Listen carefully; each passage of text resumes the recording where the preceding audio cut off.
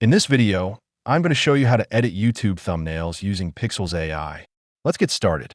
First, log into your Pikzels account using go.pikzels.com/dine and open any thumbnail you have already generated or recreated.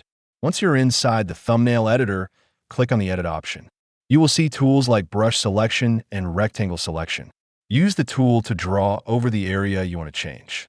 For example, if you want to add an object, just highlight the area and type your prompt at the bottom, like replace tacos with ice cream. Then click Generate. Pikzels will apply the change instantly. You can repeat this process to add more elements. If you want to replace a face, use the Face Swap feature. Select the face, choose your save persona, and click Generate to apply your face to the thumbnail. You can keep editing, removing, or adding details until your thumbnail looks perfect. If you want to support our channel, feel free to use our affiliate link go.pikzels.com/dine in the description below. Thanks for watching, and I will see you in my next video.